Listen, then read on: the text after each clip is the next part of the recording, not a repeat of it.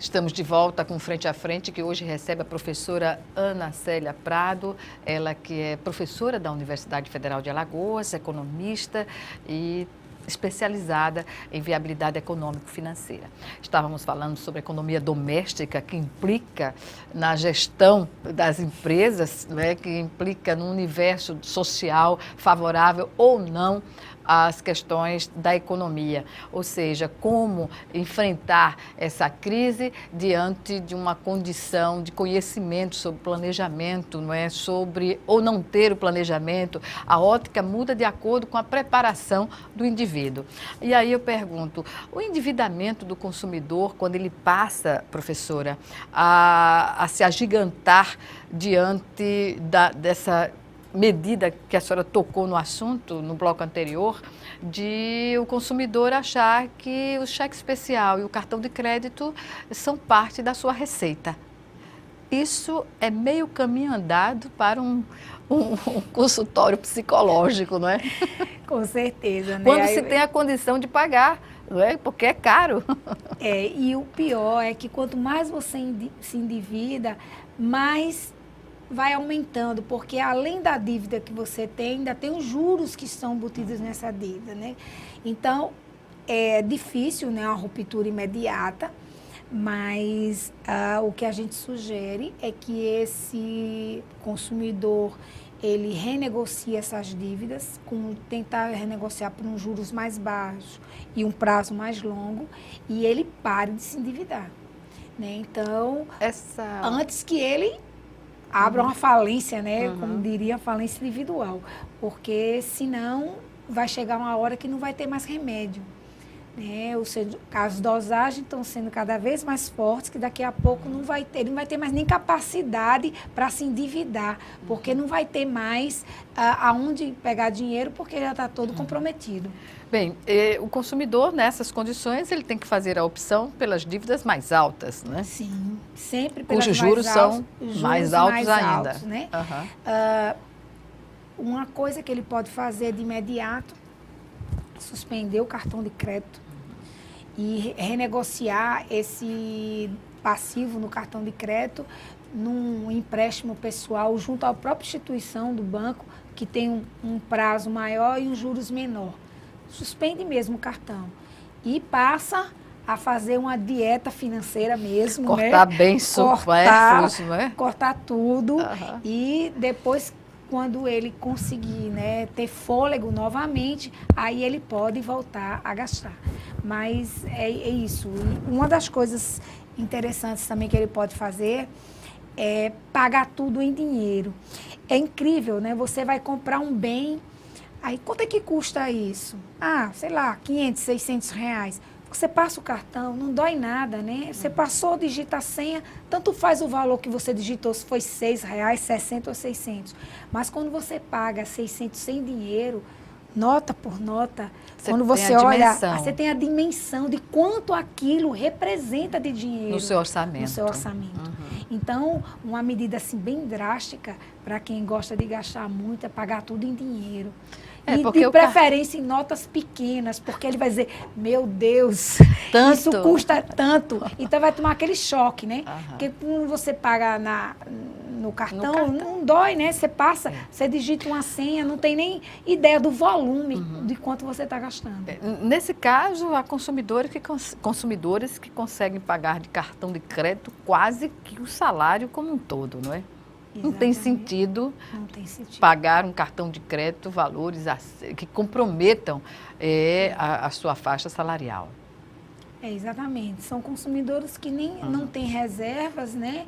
São consumidores que, se acontecer um imprevisto, né, ele não pode nem ficar doente, porque não vai ter nem aí como se tratar, né? Porque já está com os recursos todos comprometidos. Voltando à crise econômica, para o nosso estado, sobre a nossa realidade, né? O estado de Alagoas tem como uma fonte de desenvolvimento natural o turismo, mas as obras estruturantes estão chegando agora, de fato, né? De fato.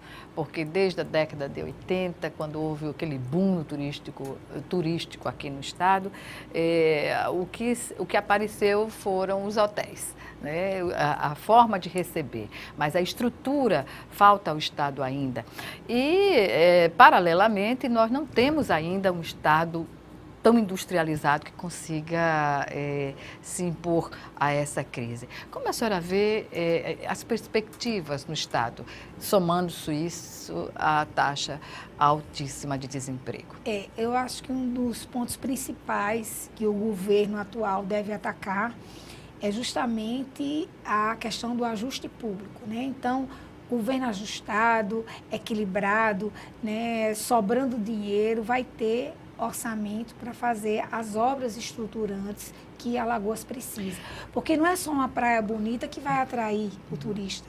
Ele tem que ter a praia, ele tem que ter hotel, ele tem que ter estrutura, tem que ter toda a logística para receber e receber bem. Então, o profissionalismo. Então, isso tem que ser encarado de uma forma profissional, não de uma forma amadora, como vem sendo encarado. Então, isso tem que melhorar muito. Já avançamos muito, mas temos muito que melhorar. Pois bem, a atitude do atual governo de ter cortado na própria carne, no início da sua gestão, com cargos comissionados, enfim, isso deu cargos comissionados apenas para citar esse segmento, certo, né? Houve cortes, contratos, reavaliação de contratos. Isso pesou justamente para que o estado de Alagoas não estivesse hoje, isso é fato, na condição de outros estados, como Rio de Janeiro, né, que está prática, quebrou ao ponto de chamar a atenção do país e do mundo, né? Tendo as condições que tem o Rio de Janeiro. Eu acredito que o governo conseguiu, né, está honrando seus compromissos, mas tem muito o que fazer, muito mesmo, né? A gente vê ainda várias aberrações no serviço público que não devem acontecer, né? Por exemplo? A questão de prestação de serviços de saúde, de escola. Então, tem que melhorar muito isso, né? É um absurdo, às vezes, você vê um cargo de comissão ganhando mais do que um servidor de carreira. Então, certamente, tudo isso é uma distorção terrível. São coisas que você precisa administrar, né? Eu acho que ele já deu um passo importante, né, de tomar pé do que estava acontecendo e caminhando, mas ainda tem muito que se fazer, porque os empresários só vão investir em Alagoas se eles sentirem que Alagoas é um estado sério, que tem a credibilidade. Né? Porque o dinheiro não vem à toa, né? Ele fala, por que eu vou investir em Alagoas e não investir em outro estado?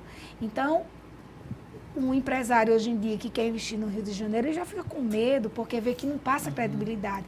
Então, o que o governo tem é que seguir nessa linha mesmo de ajuste fiscal, de ser transparente, de dar a resposta que a sociedade está querendo, para sim, aí ter credibilidade para poder atrair todos esses investimentos, né, que vêm de fora. A senhora acredita que o estado de Alagoas vai ter como enfrentar ainda, do ponto de vista do setor público, essa crise nacional que vive o país ainda de uma forma mais branda? Porque a crise que chegou a outros estados, não é, como Rio, São Paulo, entre o Rio Grande do Sul, não é, chega a ser deprimente ver a fragilidade do estado e de estados que têm royalties, que têm a condição de estar numa condição melhor, né? melhor. Tem mercado bem melhor. Exatamente, né? Mas que foi atingido fortemente pela corrupção nas contas públicas, né? Eu acredito que ele tem todas as condições, né? Agora tem que melhorar muito, né, a questão de fiscalização, de controle, que isso é muito importante. Né? Então, só de você dar credibilidade e passar credibilidade para o mercado, né, isso atrai investimentos.